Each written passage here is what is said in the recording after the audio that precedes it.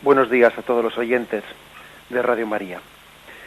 Vamos hoy a adentrarnos a partir del punto 551 del Catecismo de la Iglesia Católica, pues en un apartado que el propio Catecismo denomina como las llaves del reino. Corresponde a 3 puntos del Catecismo que vamos en primer lugar a leer y pasamos directamente a explicar. Tienen este subtítulo, las llaves del reino. Dice así: desde el comienzo de su vida pública, Jesús eligió unos hombres en número de 12 para estar con él y participar en su misión. Les hizo partícipes de su autoridad y los envió a proclamar el reino de Dios y a curar. Ellos permanecen para siempre asociados al reino de Cristo, porque por medio de ellos dirige su iglesia. En el colegio de los 12, Simón Pedro ocupa el primer lugar. Jesús le confía una misión única, gracias a una revelación del Padre. Pedro había confesado: «Tú eres Cristo, el Hijo de Dios vivo». Entonces nuestro Señor le declaró: «Tú eres Pedro, y sobre esta piedra edificaré mi iglesia, y las puertas del infierno no prevalecerán contra ella». Cristo, piedra viva, asegura a su iglesia edificada sobre Pedro la victoria sobre los poderes de la muerte. Pedro, a causa de la fe confesada por él, será la roca inquebrantable de la Iglesia. Tendrá la misión de custodiar esta fe ante todo desfallecimiento y de confirmar en ella a sus hermanos. Jesús ha confiado a Pedro una autoridad especial, específica. A ti te daré las llaves del reino de los cielos, y lo que ates en la tierra quedará atado en los cielos, y lo que desates en la tierra quedará desatado en los cielos. El poder de las llaves significa la autoridad para gobernar la casa de Dios, que es la Iglesia. Jesús, el buen pastor, confirmó este encargo después de su resurrección: «Apacienta mis ovejas». El poder de atar y desatar significa la autoridad para absolver los pecados, pronunciar sentencias doctrinales y tomar decisiones disciplinares en la Iglesia. Jesús confió esta autoridad a la Iglesia por el ministerio de los apóstoles y particularmente por el de Pedro, el único a quien él confió explícitamente las llaves del reino. Bien, este es el texto maravilloso, como siempre, de este catecismo, y para introducir, para explicar pues el significado profundo espiritual de qué significan las llaves del reino, tenemos que empezar a entender pues que aquí hay un don de Dios, ¿no? Un don de Dios que viene en socorro de nuestra debilidad. Como punto de partida, recordaría un pasaje evangélico que fue pronunciado por Jesús en aquel momento delicado después de la última cena, cuando se acercaba el momento máximo de la prueba, cuando se acercaba también las negaciones de Pedro, cuando Jesús era consciente de que todos iban a huir, de que le iban a abandonar, que Pedro, ese que decía: «Señor, yo siempre estaré contigo», él era consciente de que iba a negarle antes de que el gallo cantase. Pues bien, Jesús dirigió estas palabras a Pedro. Están transcritas de Lucas, capítulo 22, versículos 31 y 32. Y le dijo: «Simón, Simón, mira que Satanás ha solicitado el poder de cribaros como trigo, pero yo he rogado por ti para que tu fe no desfallezca. Y tú, cuando hayas vuelto, confirma a mis hermanos». Es un momento clave, en un momento dramático en el que Jesús sabe que Simón va a ser probado. Y dice una palabra misteriosa, dice: «Simón, Simón, mira que Satanás ha solicitado el poder cribaros como trigo». Esto nos recuerda al inicio del libro de Job, si recordamos cómo allí en esa imagen y forma de expresión se narra que Satán se presentó ante Yahvé y pidió también como el permiso, la autorización para poder poner a prueba a Job. Dios le permitió ponerle a prueba, pero limitando su poder. Dice: «Pero no te permito que atentes contra su vida».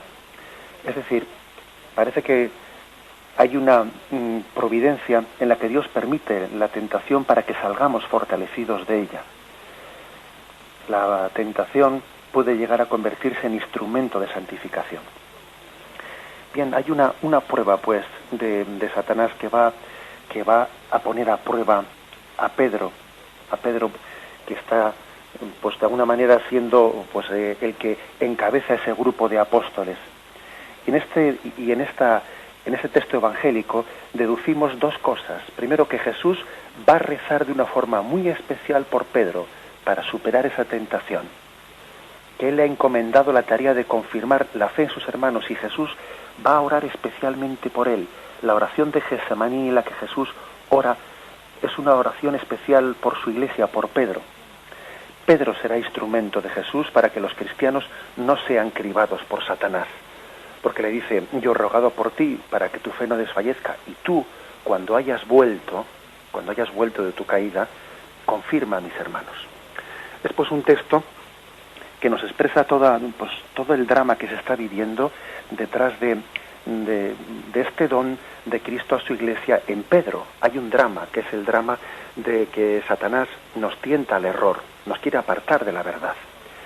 Sin duda alguna tiene su plena lógica, ¿no?, que la oración de Jesús se dirija de una forma muy especial en favor de aquel en cuyas manos va a poner la responsabilidad tan grande de gobernar la iglesia. Pedro y sus sucesores no están preservados del pecado. La prueba es que Pedro pecó. Pero la oración de Jesús es eficaz y ha conseguido garantizar que los pecados personales de Pedro no puedan deformar el depósito de la fe que se le va a confiar. Este es el milagro de la oración de Jesús. Y el milagro de la oración de Jesús es decir: Pedro, yo voy a rezar por ti de una forma que tus pecados no sean capaces de deformar el depósito de la fe que te voy a encomendar.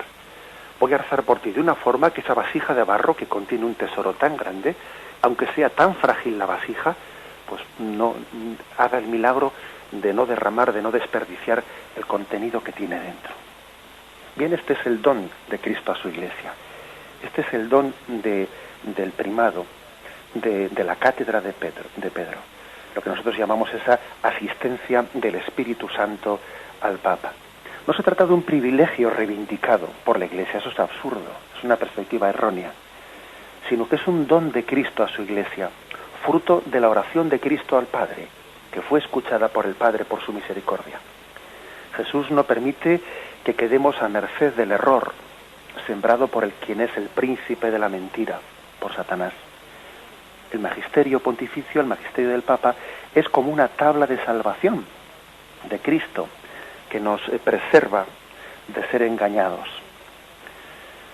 Fijémonos en este texto de la carta de San Pablo a los Efesios, capítulo 4, versículos 11 y siguientes, que también es muy significativo.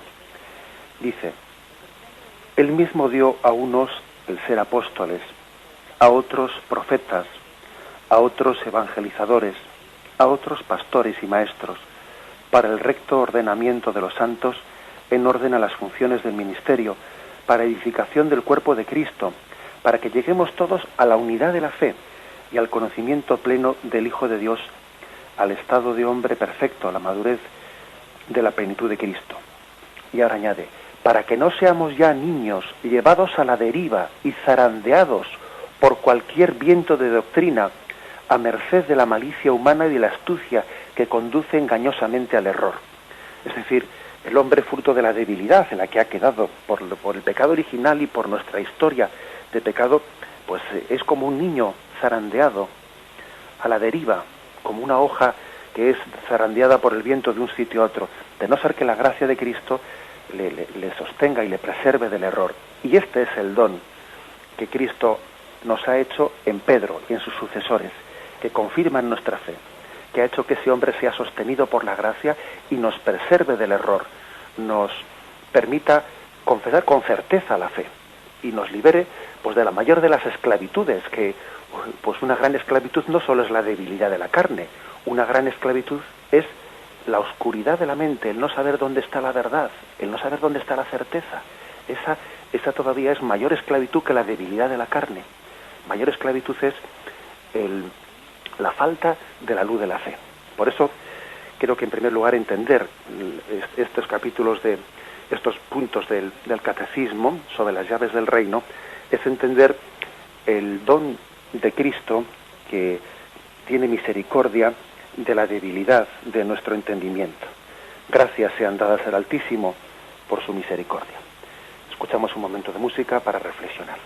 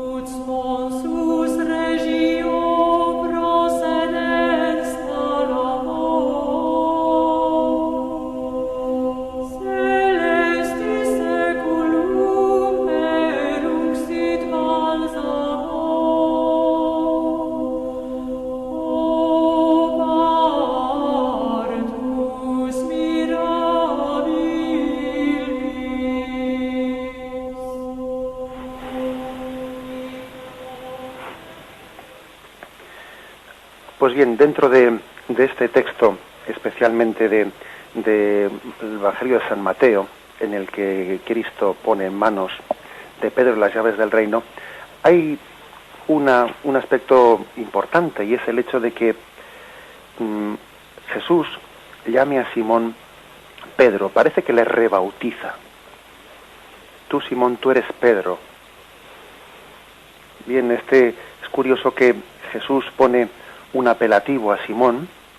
Simón va a ser llamado Pedro, Kefas, que en arameo significa pues piedra, y ese apelativo va de alguna manera a sustituir con el tiempo, ¿no?, el nombre de Simón.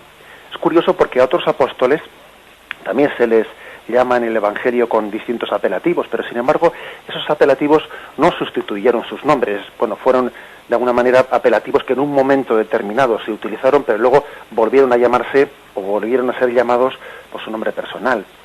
Pues en un momento se le llama Leví a Mateo, o el Celotes, o los hijos del trueno, pero son una serie de apelativos que no llegan a sustituir el nombre.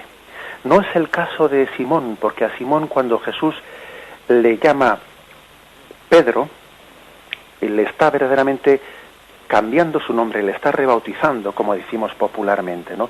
Y con ello quiere significar esa nueva misión, esa nueva vocación para que la que él quiere engendrarle en la Iglesia.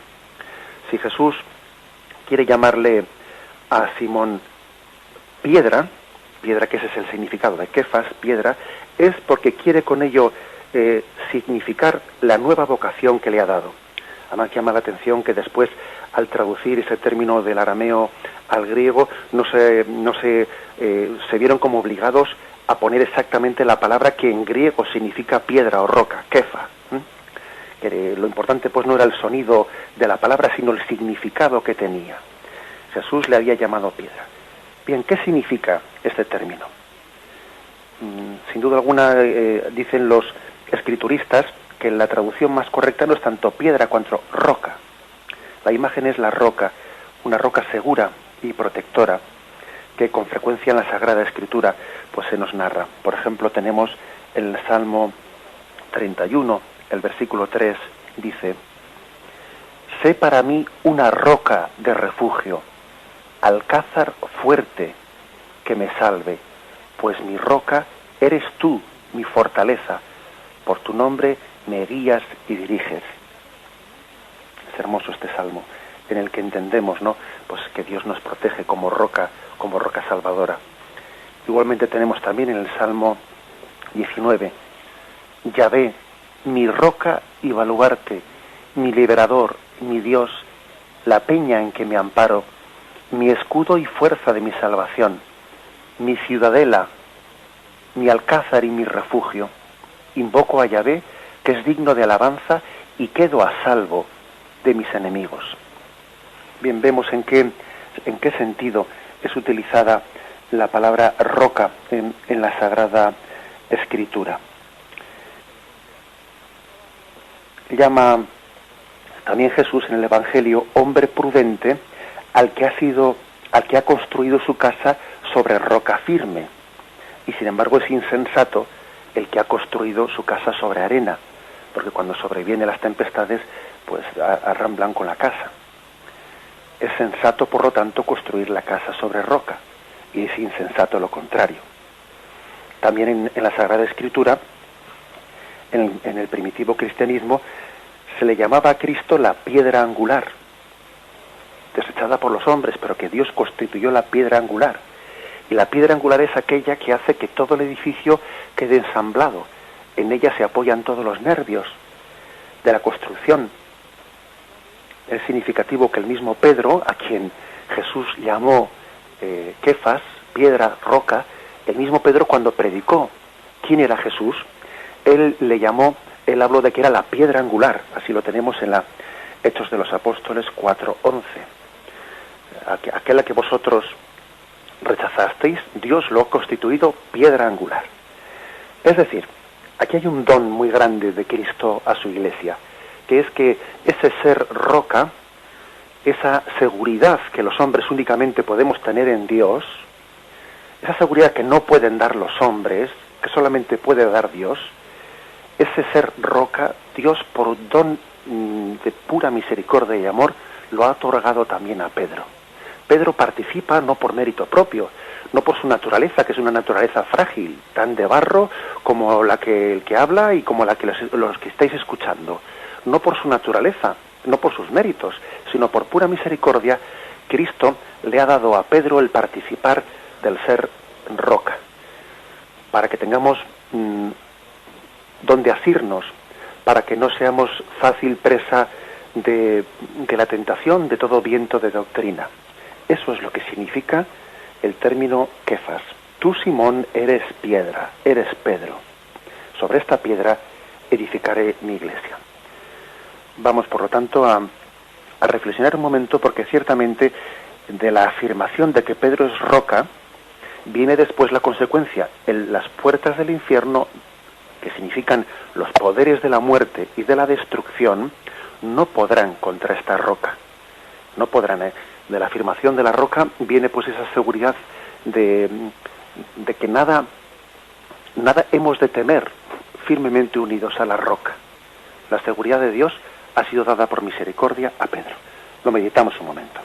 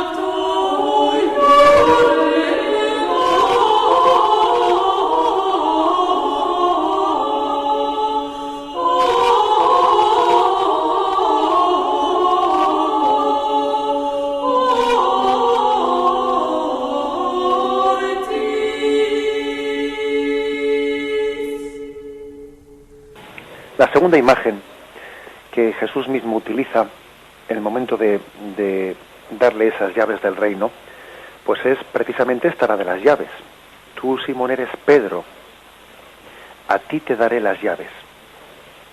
Bien, es importante que meditemos sobre el significado de esa imagen de las llaves del reino. La entrega de las llaves significa algo mucho más importante, algo mucho más profundo que esa designación como portero, portera de una casa, que muchas veces hemos hecho pues un poco de guasa y chistes sobre que San Pedro es el portero del cielo. Pues bien, evidentemente la imagen evangélica es mucho más seria y más profunda que esa imagen del portero, que está allí hablando con los que quieren entrar. No es así. La imagen de las llaves es símbolo del poder de disposición sobre la casa y sobre la comunidad. Se encuentra en muchas culturas antiguas esta imagen. Quien tiene las llaves dispone del acceso a la casa. La entrega de las llaves pues significa la entrega del poder. También cuando hemos visto pues a un cuadro como el de la rendición de Breda, etcétera, vemos la entrega de unas llaves. La entrega de unas llaves es signo de la entrega del poder sobre esa ciudad. El que tiene las llaves en la comunidad es el que puede decidir de la admisión o de la exclusión. El que tiene el poder supremo de gobierno en esa ciudad, en esta iglesia, en este caso concreto. Es una imagen, pues, la de las llaves del reino, muy significativa en sí mismas. Jesús nos habla no solo por palabras, también por imágenes que son fuertemente sugerentes. Esta imagen se encuentra ya en el Antiguo Testamento. Si vamos a Isaías capítulo 22, versículo 22 y siguientes, Eliaquim es elegido sucesor oficial del infiel Sebna, y dice así el texto: sobre sus espaldas pondré yo la llave de la casa de David, de tal modo que si él abre, ninguno podrá cerrar; si él cierra, ninguno podrá abrir. Por lo tanto, fijémonos qué imagen tan contundente, en la que las llaves son dadas como signo de poder absoluto sobre esa comunidad. También, si nos vamos al Apocalipsis, capítulo 3, versículo 7, podemos leer: el ángel de la iglesia de Filadelfia escribe: esto dice el santo, el veraz, el que tiene la llave de David. Si él abre, nadie puede cerrar; si él cierra, nadie puede abrir. Vemos también que esa imagen se repite, ¿no?, en el libro del Apocalipsis. Por lo tanto, cuando Jesús dice esto a Pedro, la gente está entendiendo muy bien qué está diciéndole. Ellos son conocedores de ese lenguaje pues del Antiguo Testamento, ¿no? Y evidentemente están entendiendo que le está dando la autoridad plena. El citado pasaje de Isaías viene referido a Cristo como poseedor de las llaves del reino de los cielos. Con la imagen de las llaves designó también el Salvador, Jesús, el poder doctrinal y la autoridad. Fijémonos bien de los fariseos cuando la utilizan mal, y les reprocha Jesús, para que entendamos bien esta imagen, les reprocha a los fariseos que se están arrogando una llave cuando no la tienen, que están utilizando mal esa llave.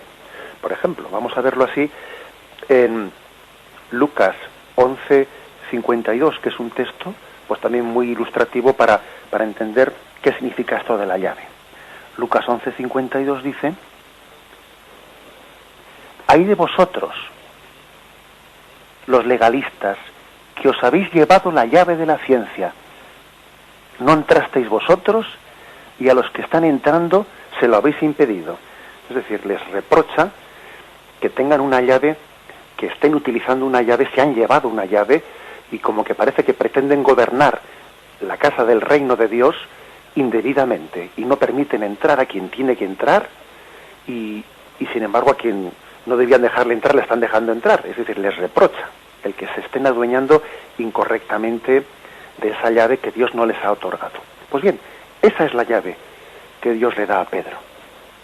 Si Jesús promete a Pedro las llaves del reino de los cielos, esto no puede significar otra cosa, sino que a él le corresponderá en la iglesia pues el poder de gobierno y dirección.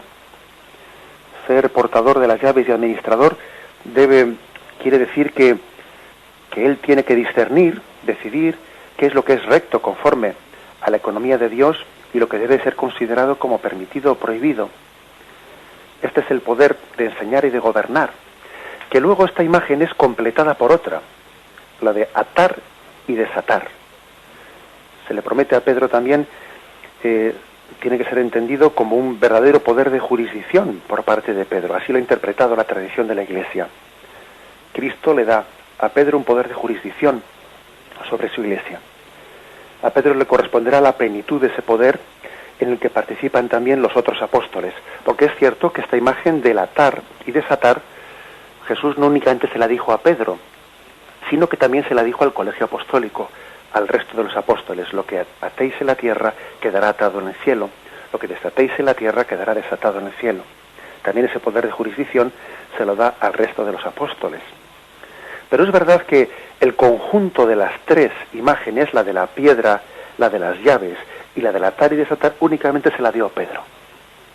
Sí, todos los obispos tienen esa misión de, pues de ser de jurisdicción en la Iglesia, porque Jesús a todos ellos les otorgó el poder de atar y desatar, pero entre ellos hay un obispo, que es Pedro, y sus sucesores, que tienen esa primacía, que tienen ese primado, y a Pedro es a quien le encomendó estas tres imágenes: la de ser piedra, la de tener en sus manos las llaves del reino de los cielos, y la de atar y desatar, compartiendo pues esta autoridad junto con el resto de sus compañeros en el colegio apostólico. Lo meditamos un momento.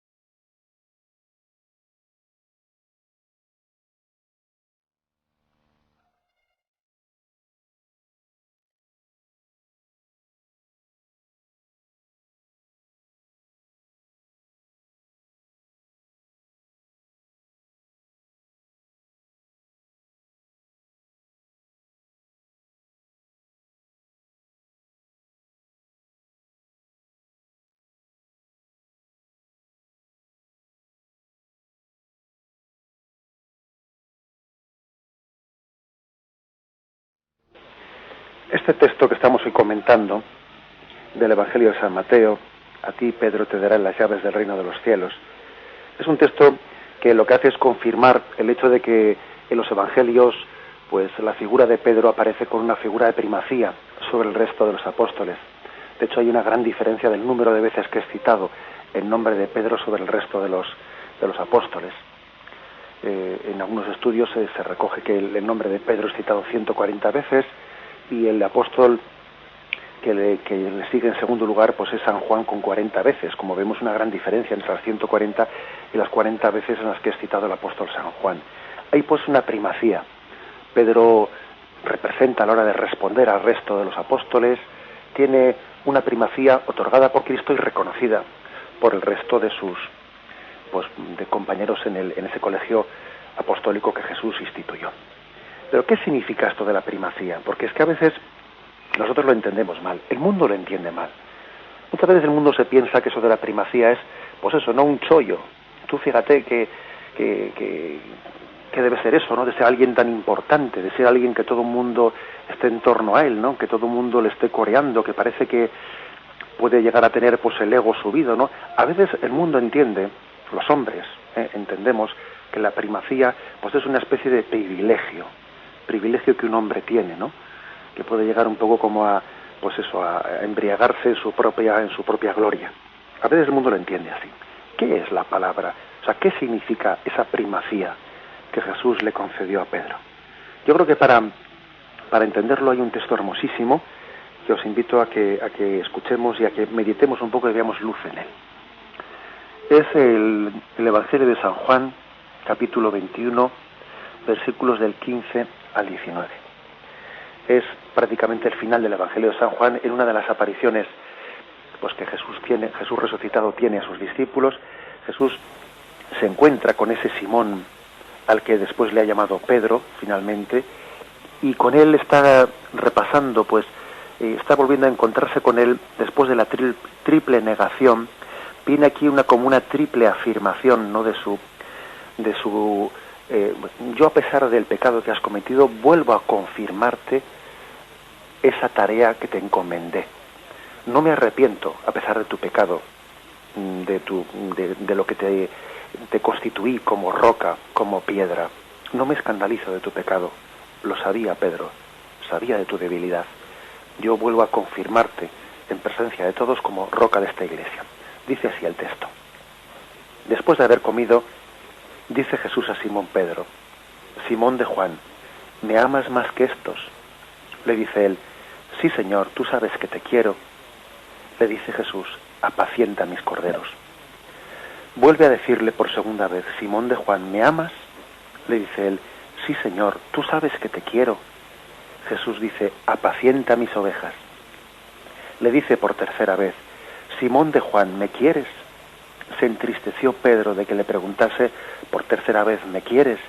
Y le dijo: Señor, tú lo sabes todo, tú sabes que te quiero. Le dice Jesús: apacienta mis ovejas. En verdad te digo, cuando eras joven, tú mismo te ceñías e ibas a donde querías. Pero cuando llegues a viejo, extenderás tus manos y otro te ceñirá y te llevará a donde tú no quieras. Con esto indicaba la clase de muerte con que iba a glorificar a Dios. Dicho esto, añadió: sígueme. Pues bien, fijaros qué texto tan hermoso para entender lo que es la primacía, lo que es ser primado.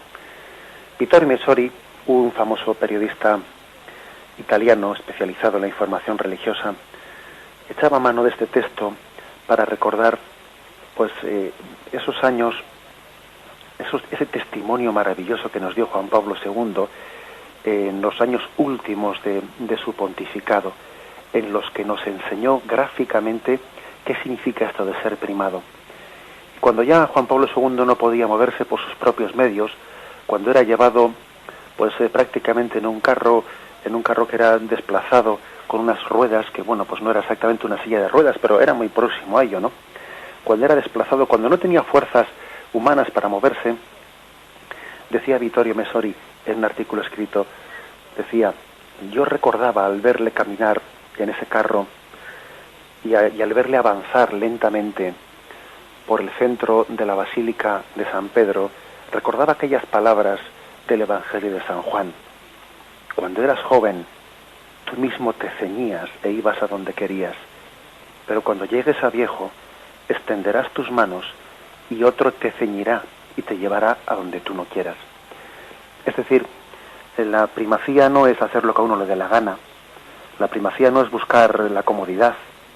La primacía no es buscar, pues, la situación de poder. No. La primacía es ser el primer servidor, aquel que se ponga a disposición de todos, el que quiera ser primero, que sea el último de todos. Y cuando mucha gente, por ejemplo, clamaba sin entender nada, ¿no? ¿Y este hombre por qué no se jubila? Porque no, pues precisamente porque quiere ser el servidor de todos y el último de todos, porque primacía significa servicio, olvido de uno mismo, darlo todo por los demás. Si no tuviese la primacía, pues podría jubilarse. Si no tuviese la primacía, pues podría decir: ya basta, ya me jubilo como todo el mundo. Pero como tiene la primacía, precisamente Dios le pide el sacrificio de darlo todo hasta el final, porque es el primero en servir, porque Cristo le ha enseñado qué es ser primero, es la crucifixión hasta la entrega última de nuestra vida. Eso es ser el primado, eso es lo que Cristo otorgó a Pedro. Tú, Pedro, eres el primero, pues tú darás tu sangre por los hermanos como yo la di por todos. Que Dios nos conceda grabar en nuestro corazón el sentido de la primacía, y que también cuando queramos ser primeros en nuestra familia, etcétera, sea en este sentido y no en el sentido carnal, que muchas veces es el que nos arrastra. Vamos a meditarlo.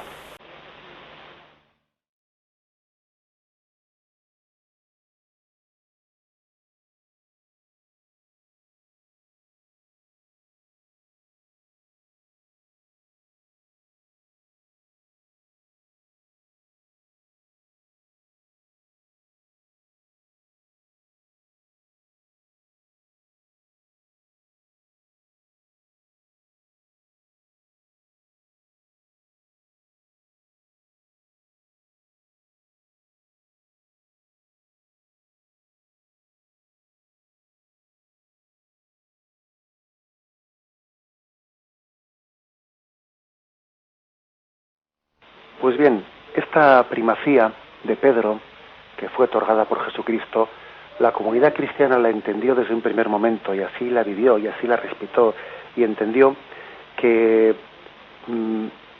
debía de recurrir a Pedro siempre para no caer en la tentación de correr en vano. Esta expresión de correr en vano la utiliza San Pablo en la carta a los Gálatas. En el capítulo 2, versículo 2, dice que él, tras su experiencia camino de Damasco, él se retira y estuvo durante un largo tiempo pues orando en su interior todo aquello que el Señor le quería hacer ver, le quería convertir de perseguidor de la Iglesia en apóstol, ¿no?, en testigo suyo. Pero curiosamente San Pablo luego matiza que él sintió la necesidad de subir a Jerusalén y presentarse entre los apóstoles, que tenían a Pedro como cabeza de los apóstoles, para explicarle aquello que él había tenido su encuentro con Cristo, y para sentirse confirmado por Pedro, dice él, no fuera a correr en vano. Ojo con esta expresión que es tremendamente sugerente.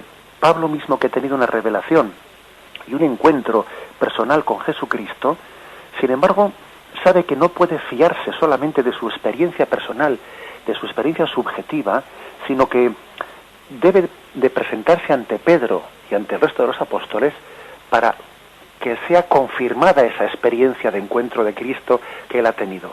No vaya a ser que se esté engañando, no vaya a ser que eso sea una tentación, no vaya a ser que sea el ángel del mal por disfrazado de ángel de la luz.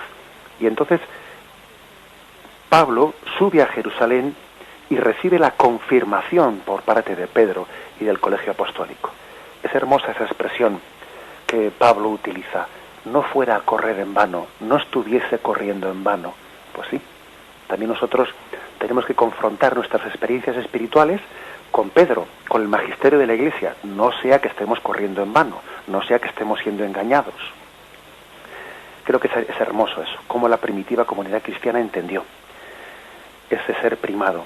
También hay otro texto hermoso que os lo ofrezco, es el de Juan 20, versículo del 3 al 8, y es un texto que narra pues una de las apariciones de Cristo resucitado, ¿no? Y cómo Pedro y Juan habían recibido la noticia de que el sepulcro estaba vacío y corren al sepulcro. Claro, como resulta que Juan era más joven que Pedro, Juan corría más. Pedro, pues el hombre más anciano, estaría diciendo, estos jóvenes cuánto corren, que estaría el pobre Pedro que sacaba la lengua, ¿no? Y Juan, con esa ansiedad que tenía de llegar a ver el sepulcro, como esas mujeres habían dicho vacío, pues la agilidad propia de la juventud le hacía correr, ¿no?, la ilusión del discípulo amado. Y llega primero al sepulcro. Pero fijaros cómo son las cosas. El Evangelio de San Juan matiza con mucha delicadeza. Llegó él el primero, pero no entró. Esperó a que Pedro llegase. Y una vez que Pedro había entrado, después entró también Juan. Es hermoso este matiz, ¿no?, que hace el Evangelio. Lo dice así. Entonces entró también el otro discípulo, el que había llegado primero al sepulcro, vio y creyó. Lo cual también es todo un detalle de delicadeza, ¿no?, según algunos escrituristas y especialistas de San Juan, pues narran. Es decir, Juan, que es imagen un poco de la iglesia carismática, corre más que Pedro. A veces la iglesia carismática puede correr más que la iglesia ministerial. Las intuiciones del espíritu, las intenciones carismáticas, pues pueden hacer que los místicos corran más y lleguen antes a los pies de Cristo. Pero sin embargo, para no sea que corran en vano, no sea que sean engañados, esperan a que vaya Pedro y que Pedro entre, y tras Pedro y de la mano de Pedro entran en ese sepulcro. Y la fe de Juan es confirmada, firmemente asida de la mano de Pedro.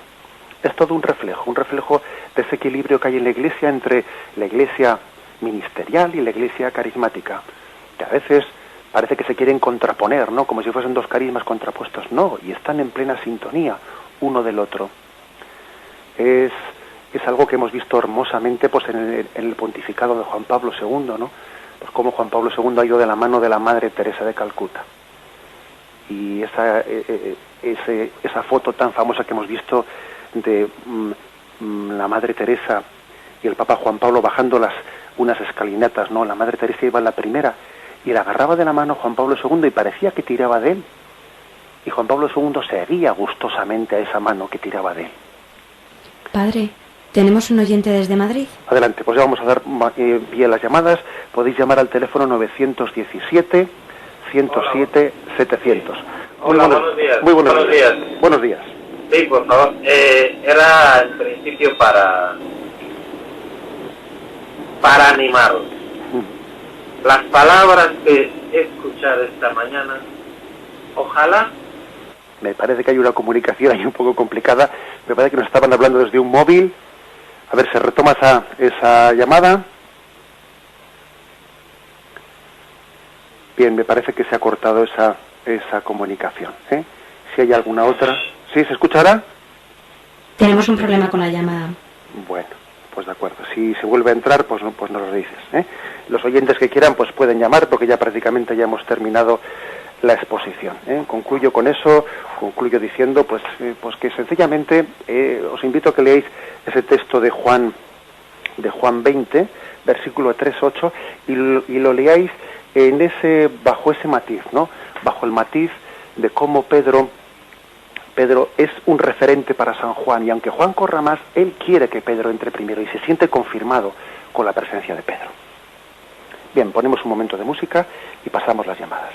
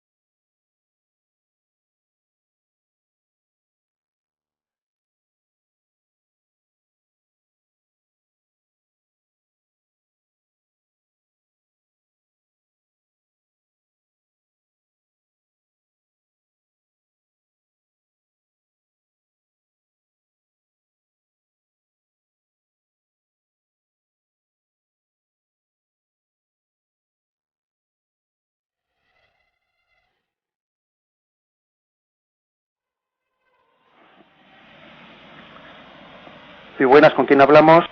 Vamos a ver si los teléfonos...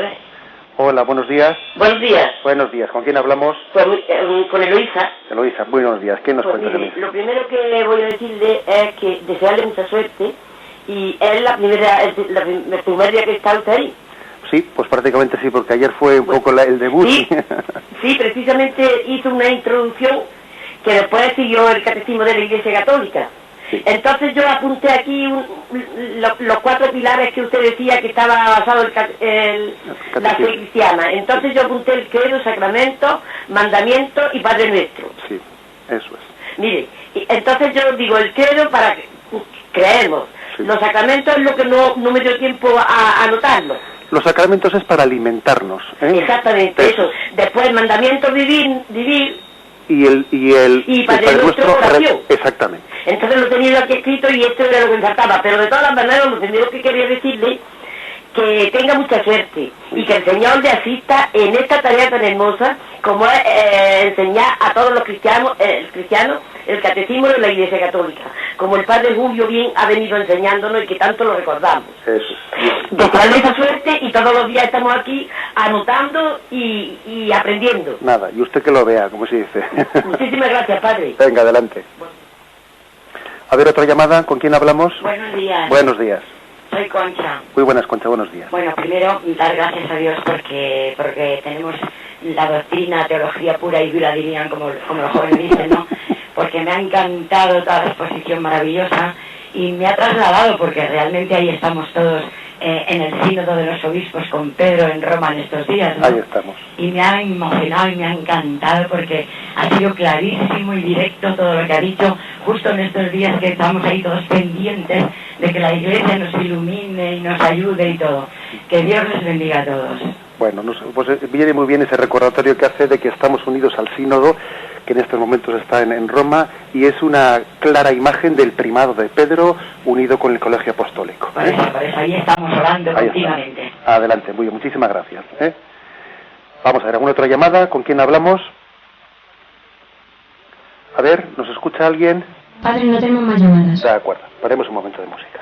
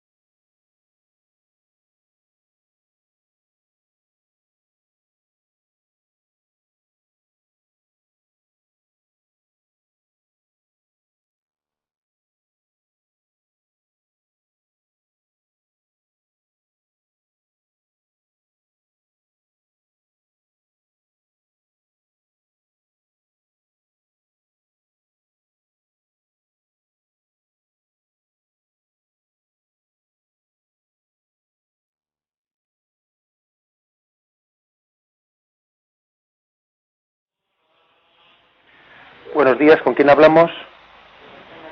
Buenos días, María. Yo quería preguntarle, no sé si he sacado bien las reflexiones que han hecho hoy por la mañana. Sí. Yo creo que usted, o por lo menos yo, porque cada vida personal, mi vida como persona, Sí. Nos da una serie de pautas. Primero, Uh-huh. que tenemos que ser con nuestra fe y nuestra religión como una roca. Uh-huh. Luego, que tenemos que ser al mismo tiempo acogedores con los demás.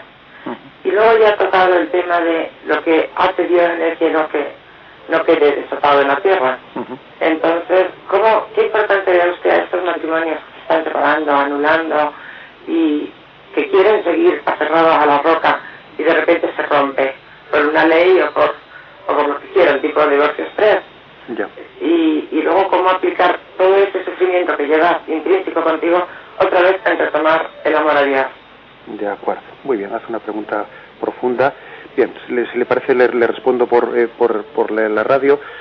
También es cierto que quizás es suficientemente profunda la pregunta como para que la abordemos específicamente. Llegará un momento en que el catecismo se meta en temas de moral y esta cuestión se aborde así, digamos, frontalmente. Pero sí que, aunque sea, le voy a dar brevemente una respuesta, si le parece. Bien, le respondo por la radio. Vamos a ver, es cierto que cuando dice la Iglesia lo que atéis en la tierra quedará atado en el cielo, pues también se puede aplicar al matrimonio. Y bueno, pues hay otros muchos aspectos de la vida, ¿no? Cuando lo que Dios ha unido, que no lo separe el hombre, dice pues la misma liturgia matrimonial, pues Dios ha unido un matrimonio por medio de ese acto sacramental de la Iglesia, y dice, esto que ha sido unido, esto que ha quedado atado en la tierra ha quedado atado en el cielo. Bien, por lo tanto hay una aplicación concreta de ese poder de atar y desatar.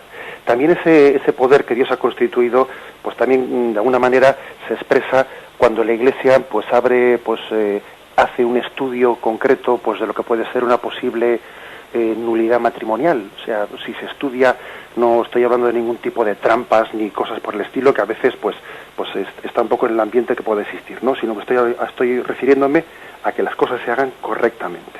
Cuando la Iglesia estudia pues un proceso de nulidad matrimonial y ve que verdaderamente allí no ha habido la conciencia necesaria, ¿no?, para que el matrimonio sea válido, pues entonces hay un poder también de desatar que la Iglesia está ejerciendo al declarar que allí no ha habido matrimonio, ¿no? Por lo tanto, lo que la Iglesia ata con su poder o desata queda atado o desatado en el cielo.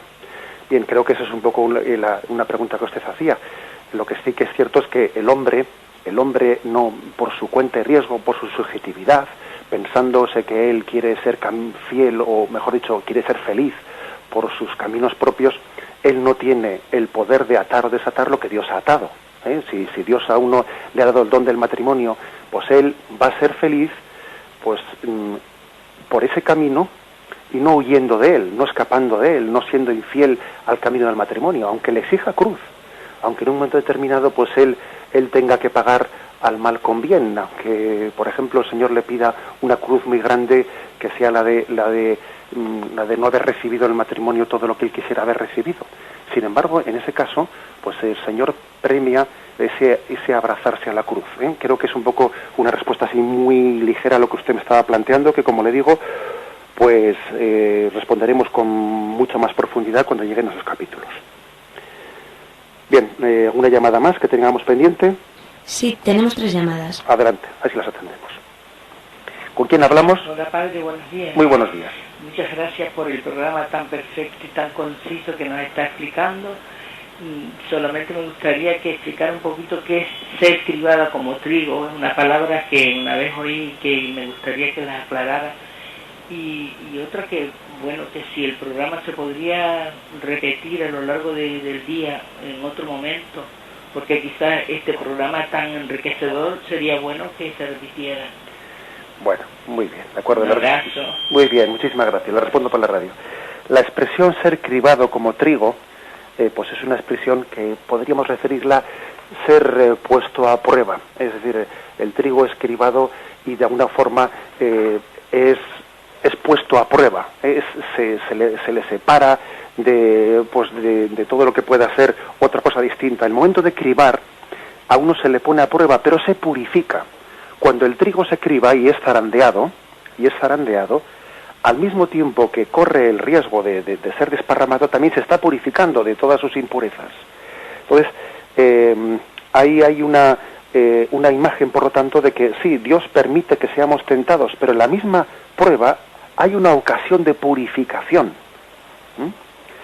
Bien, quizás Satanás pretende cribar, diciendo, a ver si al cribar les mareo a estos y entonces pierden su fe, pero el Señor permite que seamos cribados para purificarnos en nuestra fe, para que distingamos lo que es fe de lo que son opiniones humanas, etcétera. Por lo tanto, esa imagen de cribar es una imagen que sugiere las dos cosas, una prueba en la que el trigo puede ser desparramado, pero también puede ser purificado. Adelante, alguna llamada más, si tenemos pendiente. Buenos días, Padre Munilla. Muy buenos días. En primer lugar, enhorabuena por su exposición, y me encanta Radio María, y felicitar a los oyentes y a todos los voluntarios que trabajan en Radio María. Quería indicar una sugerencia que, en primer lugar, pues a imagen de San Francisco, que hoy celebramos su santo, y también imagen de San Pedro, querría que todos nosotros pudiéramos ser solidarios y pudiéramos ser misioneros desde nuestra casa, porque es muy fácil ayudar a los demás solamente, aparte de la oración, con los medicamentos que nosotros despilfarramos o no utilizamos, que sirvan para ayudar a todas las personas que lo necesitan, ya sea en todo el mundo, en África, en Sudamérica. Entonces, solamente con lo que nos sobran en los botiquines que no utilizamos antes de que caduquen, darlos a la farmacia para que les lleguen a tantas personas que los necesitan. Enhorabuena por el programa y me encanta Radio María. Gracias, Padre. Muchísimas gracias por su sugerencia, a todo pues la audiencia de Radio María. Adelante, ¿tenemos alguna llamada más? Sí. Sí, muy buenas. ¿Con quién hablamos? De Pamplona. Muy bien, muy buenas. De Pamplona, ¿me oye? Sí, le escucho perfectamente. Ya.